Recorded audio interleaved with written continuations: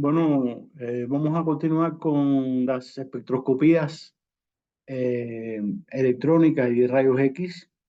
En la clase anterior vimos la espectroscopía de fotoemisión de electrones, o conocida por sus siglas en inglés, XPS. Y hoy vamos a ver, primero, vamos a ver varias hoy. Primero vamos a ver lo que se conoce como microsonda electrónica, en inglés Electron Microprobe Analysis, con las siglas del inglés EMA. Y en cierto modo esta es una técnica que es el reverso de la XPS. Recuerden que en la XPS se hacían incidir rayos X en la muestra y esos rayos X sacaban electrones, se medía la energía cinética de esos electrones, se detectaban los electrones en función de su energía cinética y eso era un espectro que nos daba los niveles, o sea, la distribución de los niveles electrónicos en la sustancia, ¿no? En el átomo que correspondiera. Incluso nos daba el entorno químico. Bueno, en la microsonda electrónica, que es una técnica que se hace generalmente acoplada a un microscopio electrónico, aunque también hay, como veremos enseguida, hay equipos independientes un poco más sofisticados, que son independientes de un microscopio electrónico en sí, pero lo que se hace y lo más frecuente es encontrarla en un microscopio electrónico y lo que se hace es hacer incidir un haz de electrones con energía suficiente para sacar electrones del material y después se analiza los rayos X que se producen cuando otros electrones van a ocupar el puesto que dejó el electrón extraído por el haz de electrones. Ahora voy a explicar eso ahora. Pero bueno, hay dos modalidades. Una es lo que se conoce como EDS, en el cual los rayos X son dispersados eh, por un detector de estado sólido de silicio que se produce cada vez que un fotón llega, se produce un par de electrón hueco y se generan pulsos cuya altura es proporcional a la energía del fotón.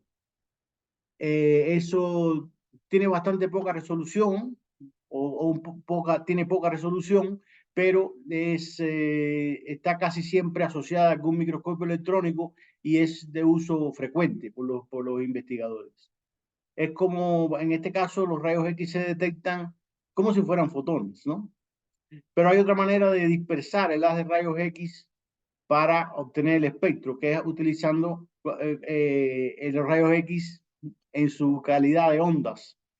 O sea, hay un espectrómetro, se difracta la radiación de rayos X y al difractarse, como si fuera una rejilla de difracción de la óptica, se descompone el haz en sus componentes de frecuencia. En cualquiera de los dos casos se tiene un espectro de rayos X que nos da información sobre el material que estamos estudiando. Bueno, más o menos funciona así. Este es un gráfico que ya hemos visto varias veces. Aquí están los niveles electrónicos de un átomo. Este sería, por ejemplo, el nivel K, el nivel L1, L2 y L3. Recuerden la notación que estudiamos en la clase anterior. Y aquí, bueno, ya los niveles M, N o como fuere, después ya los niveles más externos, más alejados del núcleo atómico, son niveles que se solapan en todo el cristal y se forman las bandas. Y aquí estaría el nivel de vacío. Bueno, la idea es que se hace incidir, si un electrón incide sobre el material, puede extraer un electrón de un nivel del corazón iónico, por ejemplo, en este caso el nivel K, y entonces puede ocurrir que otro electrón de un nivel superior ahora pase a ocupar el estado que dejó el estado vacío que ahora dejó el electrón que fue extraído por el electrón incidente. Este electrón es un electrón secundario que no se mide en esta técnica, lo que se mide es la radiación que emite esta transición, la radiación asociada con esta transición. El electrón pierde energía, pasa del nivel, digamos en este caso, L3 a nivel K, y la diferencia de energía se produce como, se devuelve a como generalmente rayos X. Por conservación de la energía, la energía del fotón de rayos X es igual a la diferencia de energía entre los niveles inicial y final. Y aquí hay que agregar una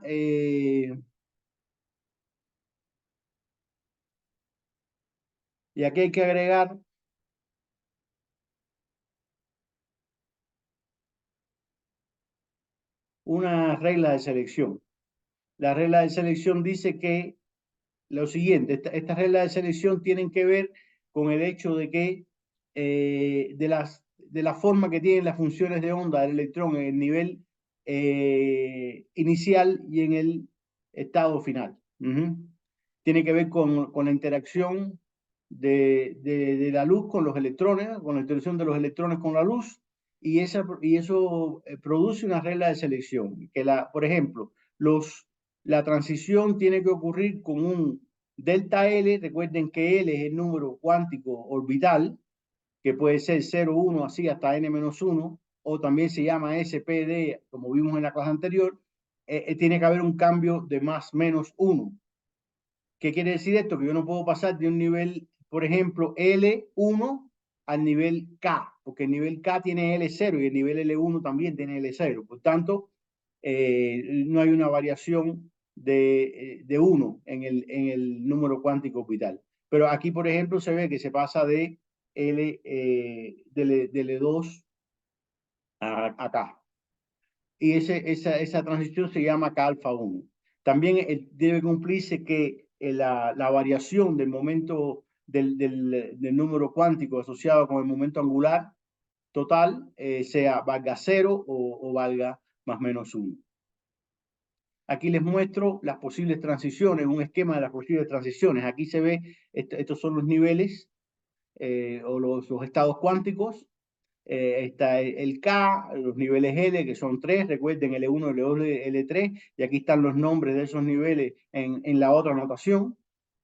Aquí los niveles M1, M2, así, están los nombres en la otra notación, ya son los niveles de N igual 3, N igual 4 y así.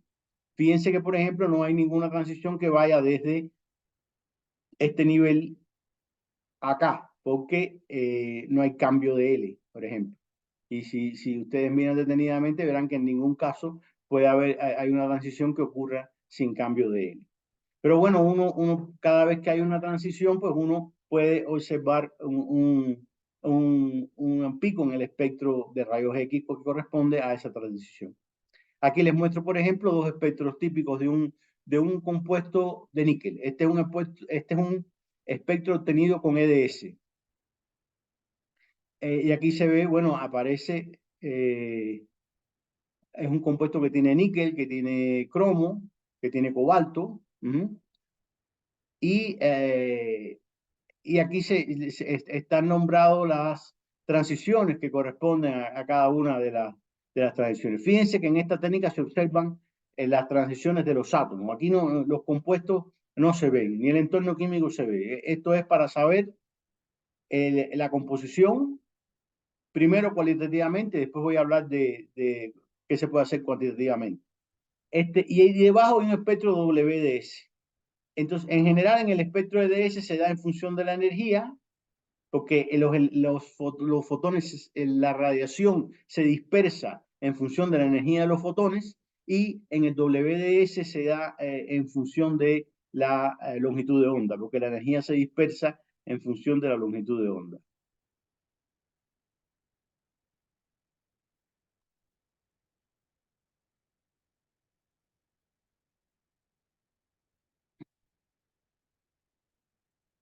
Bueno, aquí se puede ver que hay bastante más resolución. No está exactamente el mismo rango, pero es muy parecido. Aquí están las energías que corresponden a estas longitudes de onda. Aquí va como un poco antes de 3 y hasta un poco después de 10. Aquí va desde un poco antes de 4, de 5 hasta un poco después de 9. Pero se ve que se ven más o menos las transiciones. Se ven más o menos las transiciones y se ve que los picos son bastante más estrechos. En muchas ocasiones esto es importante, sobre todo cuando hay solapamiento entre la emisión de unos átomos, de un tipo de átomo y la de otro. Y entonces se puede utilizar la WDS.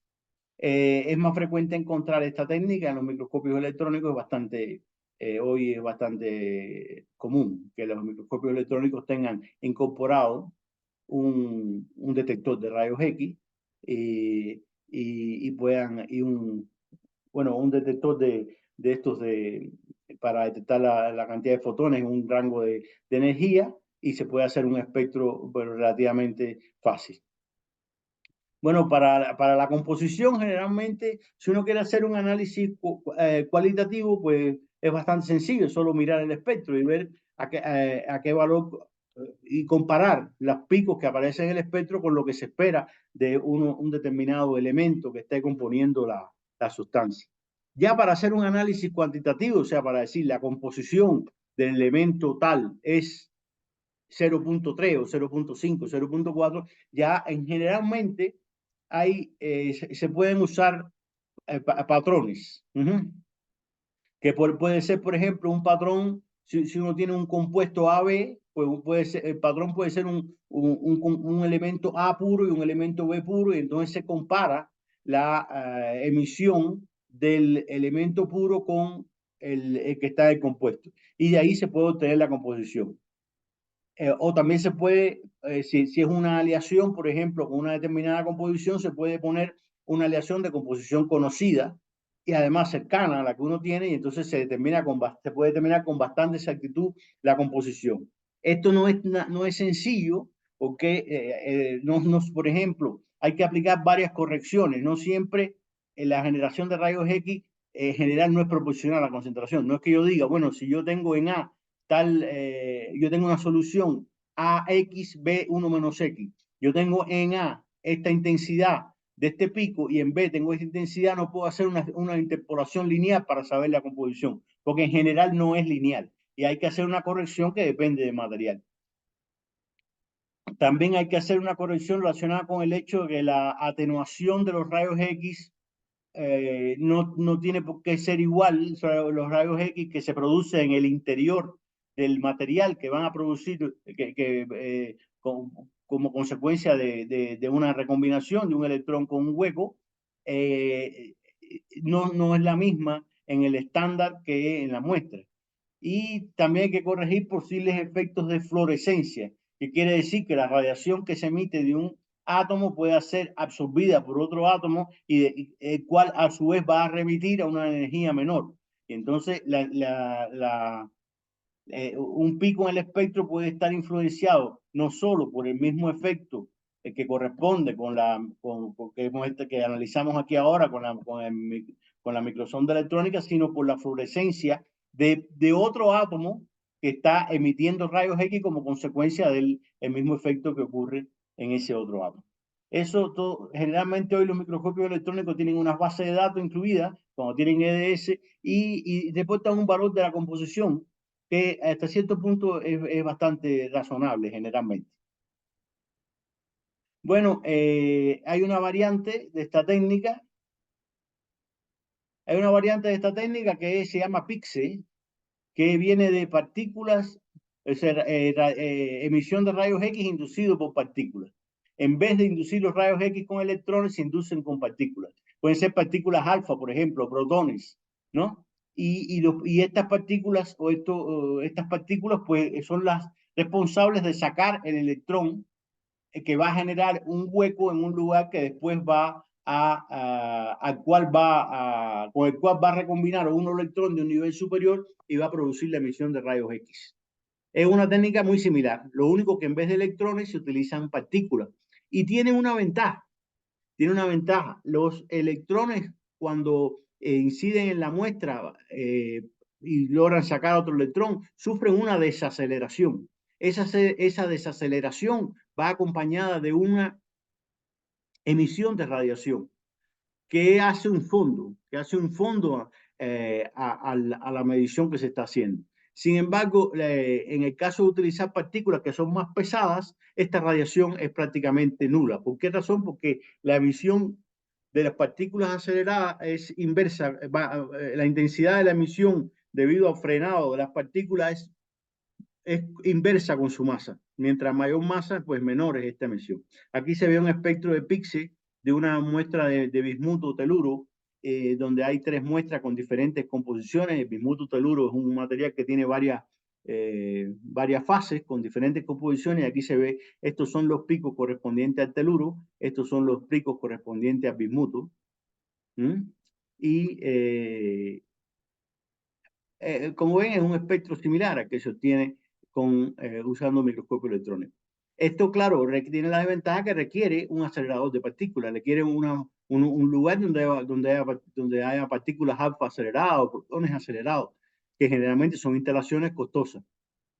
Y se usa cuando uno va a hacer, generalmente, uno va a hacer una medición de otra cosa en el acelerador, por ejemplo, de retrodinspección de Rutherford, que es una espectroscopía de iones que no hemos estudiado aquí, y aprovecha y entonces puede hacer también este PIXE y se ahorra el tiempo de ir al microscopio.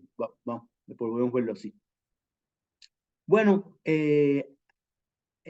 ahora les voy a hablar vamos a pasar entonces a otra espectroscopía. Esta espectroscopía es un refinamiento del XPS. Aquí tienen, por ejemplo, a la izquierda una imagen de lo que produce el XPS. Estos son los estados electrónicos de un material. Aquí están los niveles del corazón iónico, que son prácticamente niveles discretos, o son niveles discretos, y después está ya la banda de valencia que tiene una distribución, hay un cuasi continuo de estados, ¿no? Que siendo la banda de valencia están llenos hasta cierto punto que está relacionado también eso con el nivel de Fermi. Y después está la energía del vacío, que es la energía en la que el valor, digamos, si estas energías van aumentando negativamente hacia abajo, pues esta energía del vacío es la energía donde ya el electrón está completamente libre del átomo. Está completamente, ya no interactúa con el átomo. Y aquí se ve cómo si uno hace incidir una energía de un fotón, pues entonces se puede sacar un electrón, y darle una energía cinética. Fíjense que la energía, y este ya es el espectro de energía cinética. La energía cinética se mide a partir de la energía de vacío. O sea, la energía cinética es lo que sobró de la energía del fotón después de haberle dado al electrón la energía de enlace. Y fíjense cómo aquí, en el espectro de energía cinética de los electrones, se refleja la estructura electrónica del átomo, como habíamos visto en la clase anterior, ¿no? Esto es un esquema un poco más, digamos, que aclara un poco más. Aquí están los niveles del corazón iónico y aquí está ya la banda de valencia, el nivel de Fermi, en fin, ¿no? Todo lo que se puede ver con XPS. Ahora, hay un refinamiento de la técnica XPS que mide no solo la energía del fotón, sino la dirección en que está saliendo el fotón. O sea, hace el espectro de energía, pero en función del ángulo con respecto a la superficie, o en este caso, con respecto a la normal a la superficie. Los rayos X inciden, aquí sale un electrón con este ángulo y este es un detector que puede desplazarse, que puede moverse y medir para diferentes ángulos. Por eso se llama XP, esta es Photo Emission Spectroscopy resuelta en ángulo. ¿En qué se basa? Pues aquí tenemos, por ejemplo, esto que está aquí es un esquema.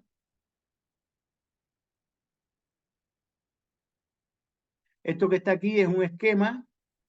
Esta es la radiación que hace incidir de los rayos X, ¿no? Este es el ángulo con respecto a normal a la superficie y este es el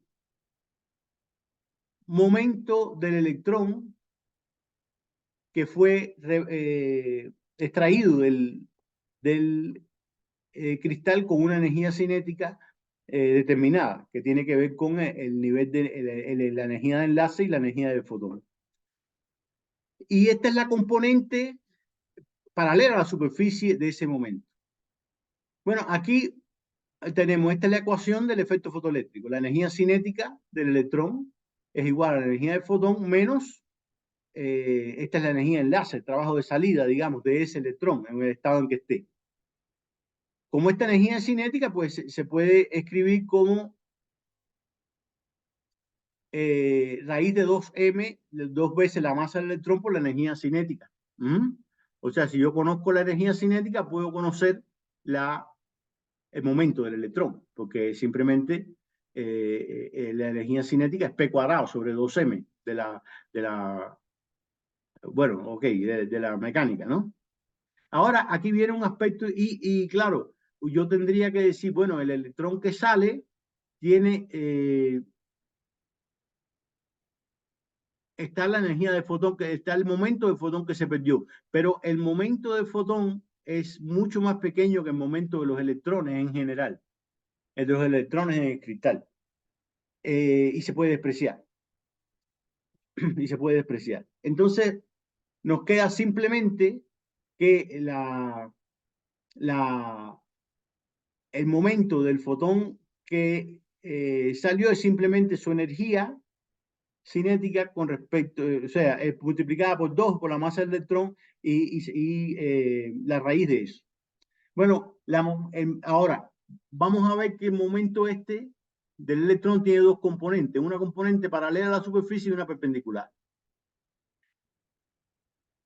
Aquí hay un detalle interesante.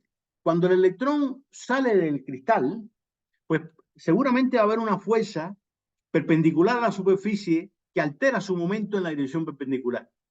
Pero no debe haber una fuerza paralela a la superficie.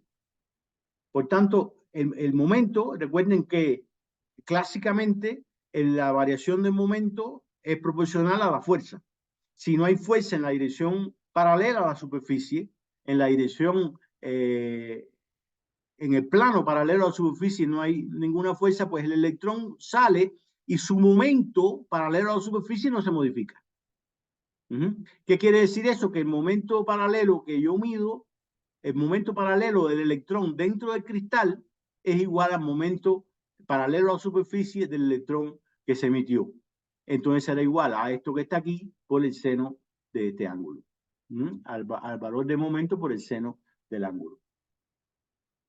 Entonces, si uno mide la energía, si uno mide la energía, o sea, recuerden, con la energía cinética yo puedo medir la energía de enlace.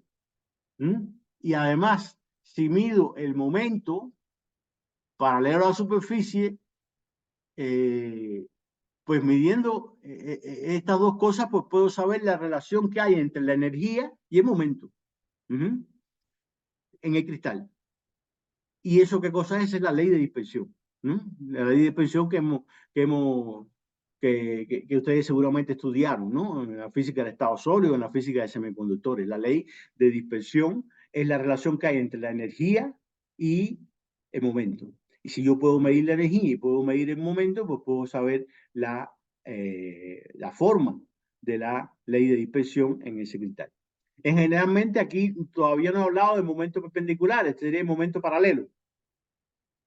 Cuando esto se aplica a materiales bidimensionales, como ocurre muchas veces, a materiales como el grafeno, como los telururos de bismuto, que son también bidimensionales, o como los dicarcogenuros de metales de transición, que también son bidimensionales, pues no hay momento perpendicular a la superficie.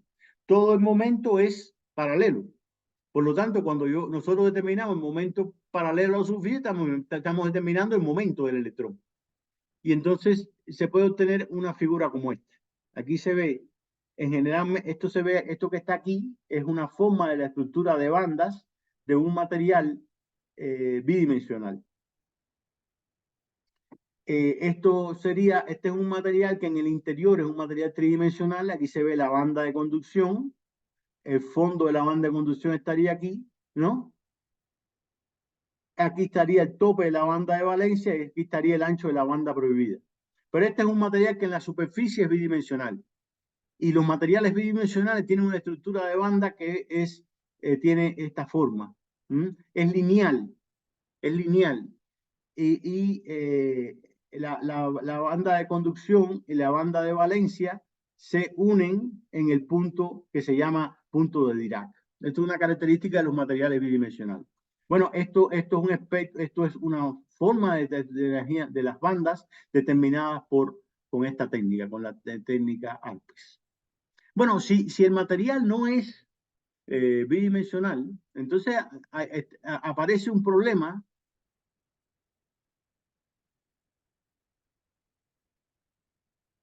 Aparece un problema que es el problema del momento, bueno, antes de pasar al momento perpendicular.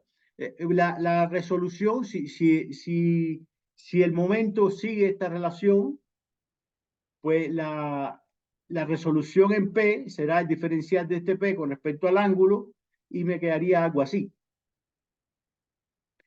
Por eso se ve que si uno quiere mejorar la resolución en el momento, pues debe utilizar ángulos relativamente grandes uh-huh, y energías pequeñas, de forma tal que esto que está aquí sea lo más pequeño posible.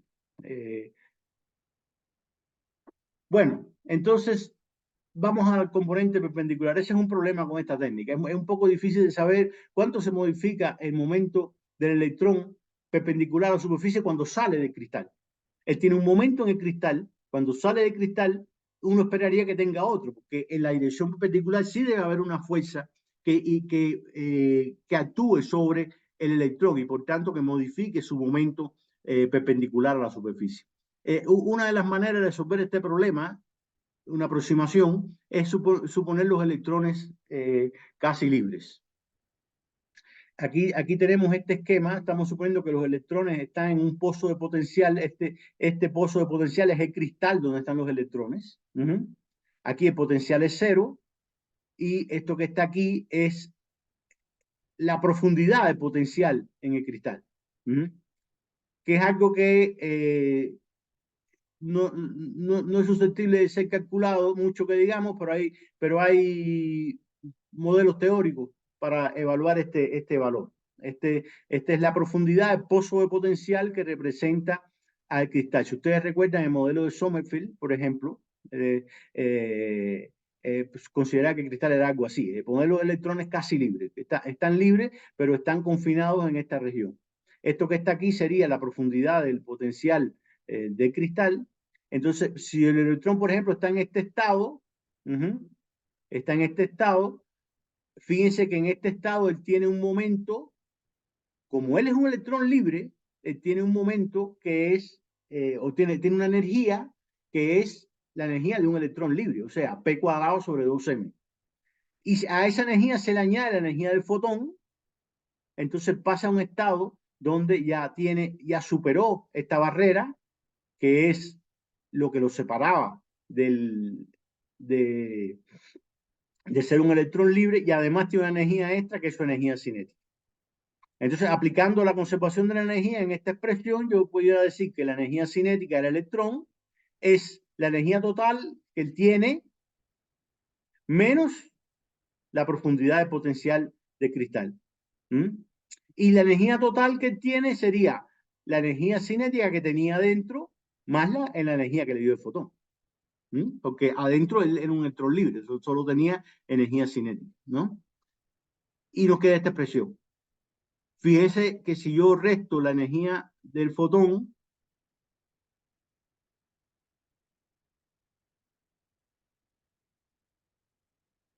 la energía cinética menos la energía del fotón, o si a la energía del fotón le quito la energía cinética, me queda precisamente el trabajo de extracción o la energía de enlace del electrón, que es lo que he puesto aquí. La energía cinética menos la energía del fotón es menos el trabajo de extracción. Entonces, con esta expresión, si uno tiene una estimación de la profundidad de potencial en el cristal y conoce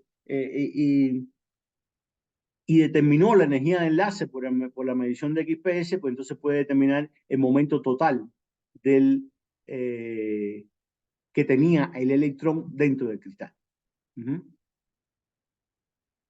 Y bueno, el momento total del electrón del cristal era el momento, es igual al momento perpendicular y al momento paralelo. El paralelo ya lo determinamos directamente porque es igual a la componente paralela del momento del electrón que salió del cristal. Y el momento perpendicular entonces lo podemos determinar con el momento total por esta expresión. De forma tal que entonces se puede determinar no solo el momento paralelo, con esta aproximación se puede determinar también, o con otras, ¿no? Se puede determinar el momento perpendicular a la superficie. Esta es una de las pocas técnicas que permiten determinar la estructura de bandas, o sea, la forma de la banda, de las bandas de energía. Porque hay otras mediciones, las bandas de energía son la consecuencia de un modelo teórico que predice que cuando el electrón se mueve en un potencial periódico aparecen estas bandas de energía.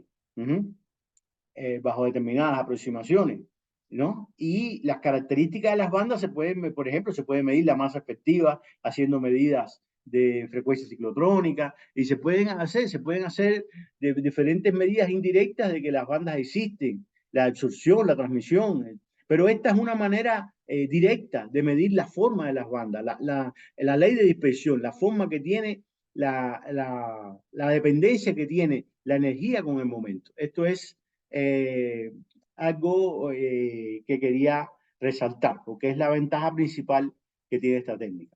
Claro que esta técnica requiere de un sistema también, como cualquier medición de fotomisión, es muy sensible a la superficie, por la misma razón que XPS es sensible a la superficie, y requiere entonces de ultraalto vacío, pero además requiere de tener la superficie muy limpia y no estropeada.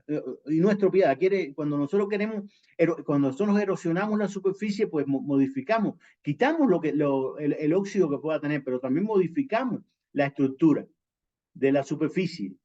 Y eso ya impide que se aplique esta técnica. Por tanto, para hacer esta técnica hay que buscar la manera de que la superficie sea limpia y esté de perfecta calidad, lo mejor posible, ¿no? Eso se logra clivando un monocristal en el interior de la cámara de vacío. O sea, generalmente se utiliza un monocristal o una película monocristalina gruesa y dentro de la cámara hay de ultra alto vacío, hay algún dispositivo que se pega a la superficie, puede ser con scotch tape o de alguna otra manera, o con algún pegamento, se pega a la superficie y ahí dentro de la cámara se cliva la superficie, se esfolia la superficie. Por eso es un poco más cómodo aplicar esto cuando tenemos cristales que son esfoliables, que son cristales bidimensionales. Si no, también se puede clivar. Los cristales tienen algunas direcciones de clivaje. Y entonces, con esa superficie que está muy limpia y que está casi perfecta, es que se hace esta medición. Aparte, el material tiene que ser policristalino, porque la estructura de banda es dependiente de la dirección del cristal. Por tanto, si uno tiene muchos cristales de diferentes dimensiones, de direcciones, o sea, un policristal, pues no se puede apreciar nada en el espectro de ARPES, en la medición de ARPES. Bueno, pues entonces, ya para terminar esta clase, lo último que voy a ver es lo que se conoce como espectroscopía Auger, Auger Electron Spectroscopy. Esta es una tecnología que también es sensible a la superficie y que también, por tanto, necesita una cámara de ultra alto vacío. Y aquí les voy a mostrar en qué principio se basa. En esta espectroscopía hacemos incidir electrones y medimos electrones también. Medimos electrones también. Y funciona así. Supongamos que tenemos aquí, este es nuestro diagrama que hemos utilizado varias veces ya. Supongamos que un electrón incide, saca un electrón del nivel K, por ejemplo. Este electrón, este hueco que quedó en el nivel K es ocupado por un electrón que viene de otro nivel, digamos, el nivel L2, pero también pudiera ser de la banda de valencia o pudiera ser de nivel L3 o de un nivel M, de cualquier otro nivel. Esto es para ejemplificar, ¿no? Pero ese electrón va a radiar rayos X. Y eso sería la técnica que vimos al principio de esta clase, la microsonda electrónica. Pero ese electrón también puede dar su energía a otro electrón. Eso se llama efecto Auger. Cuando un electrón recombina y cede su energía a otro electrón, que entonces él gana la energía que perdió. Por ejemplo, puede ser un electrón desde el nivel L2 o L3, perdón, que sale del cristal. Fíjense que este gráfico no está hecho a escala, ¿eh? Este gráfico no está hecho a escala. Los niveles tienen unas separaciones diferentes. Si ustedes lo mirarían a escala, esta energía no alcanza para hacer esto. Pero es que en general, esta distancia en energía es mucho más grande que esta que está aquí. Pero bueno, y si no es más grande, entonces no se produce el efecto. Y entonces se mide la energía cinética de este electrón. Fíjense que aquí intervienen varios electrones. Está el electrón que llegó, que es el que originó la vacancia en el estado K. El electrón que salió emitido, extraído por el efecto de este otro electrón. Está el electrón que recombinó ese estado y el electrón que absorbió esa energía y salió del cristal. Bueno, esa transición, fíjense que ahí juegan varios niveles. Hay un electrón inicial, hay un hueco inicial en el estado K, hay un electrón que recombina el estado L2 y hay un electrón que sale del estado L3. Por eso esa transición se llama KL2L3. Este es el nombre que se da a las transiciones en Auger. Siempre hay 3 letras. Este es el estado inicial donde estaba la vacancia, el estado del electrón que fue a ocupar esa vacancia y que se dio su energía al electrón que estaba en el estado L3 y que ahora salió del cristal. Generalmente no se puede distinguir si esto es L2, L3 o L2, L2 o L3, L3. Por tanto, esta transición se suele llamar KLL.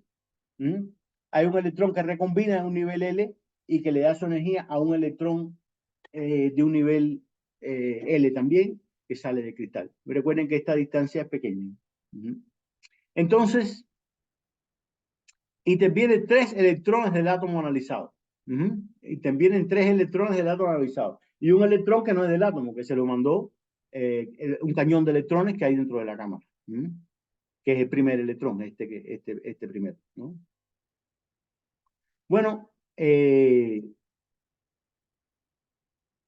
lo que se mide es la energía cinética del electrón a Auger, o sea, de ese último. Si ustedes se fijan, tendríamos que la energía cinética es la diferencia de energía entre EK y EL2 menos la energía del nivel L3. La conservación de la energía nos dice que la energía cinética que tenga el electrón es la diferencia entre el nivel L2 y el K, que es la energía que absorbió él, y la energía de enlace del nivel L3.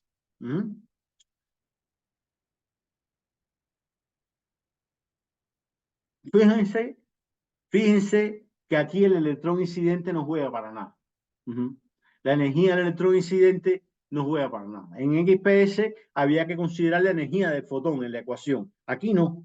Aquí el electrón incidente inicial, su único papel es crear una vacancia en el estado, en este caso K, en el ejemplo que pusimos. Ese es su único efecto. Lo demás depende de la combinación entre los niveles que están en juego en el efecto Y. En este caso, entre la diferencia entre el nivel L2 y el nivel K y el nivel L3 y el vacío. Esta transición se llama KLL porque generalmente no se distingue el L2 del L3, ¿no? Y hay otras transiciones. Puede haber transiciones KLM, KWW, KVV, donde V es la banda de valencia, o KLV, depende de cómo se produzca la transición. Recuerden, la primera letra es el estado donde se creó la vacancia inicial. La segunda letra es el estado del cual viene el electrón que recombinó con esa vacancia. Y la tercera letra es el estado del electrón cuya energía cinética se mide. O sea, que aprovechó esa energía para salir del cristal.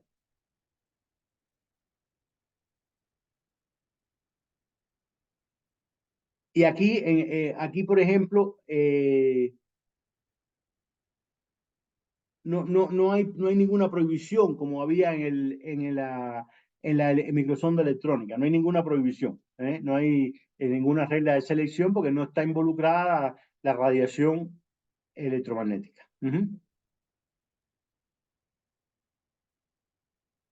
Y aquí ven esta gráfica, ilustra un poco cuáles son las energías de los estados, para los distintos materiales, de las distintas transiciones OY. Aquí están, bueno, los puntos rojos son las más fuertes, pero están todas. Por ejemplo, estas son,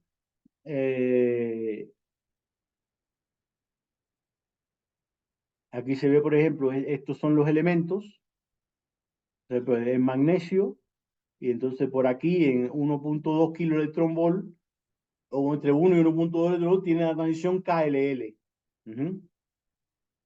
Y solo a muy bajas energías tendría eh, la transición LMM. Los materiales más pesados, por ejemplo, por aquí tenemos el bario, el lantano, pues aquí veríamos alrededor de 0.8, pues tendría las transiciones M, eh, MLN. Aquí están las LMM, así, ¿no? Con esta gráfica uno se puede ilustrar un poco cuando ve un pico de OY, cuál es eh, la sustancia que está presente, ¿no? Bueno, aquí entonces ahora viene un problema. Yo llegué a los electrones primarios, se produce la emisión, ¿no? Pero esos electrones primarios producen muchas cosas. Primero, electrones dispersados elásticamente. Algunos son dispersados elásticamente sin pérdida de energía, con tipo de Rutherford backscattering. Hay electrones dispersados con pérdida de energía. Se pueden producir plasmones en el material. Se pueden producir fotoelectrones. También de la banda de conducción, por ejemplo, ¿no? Se pueden producir rayos X por la fluorescencia, oscilaciones de la red y electrones OY. O sea, los electrones OY están en un fondo tremendo de otras cosas y para detectarlo pues hay que buscar la manera de hacerlo. Para eso generalmente lo que se hace es derivar la señal. Derivar la señal. Aquí, por ejemplo, este gráfico muestra, por ejemplo, aquí estaría la señal OY, aquí estarían los electrones secundarios, estos serían los plasmones, los electrones retrodispersados elásticamente, ¿no? Y esta es la señal donde estaría el OY. Cuando se deriva esta señal, pues las pequeñas cosas que aparecen se ven más, eh, se ven con mayor intensidad. O sea, se detectan mejor, ¿no? Sobre el fondo.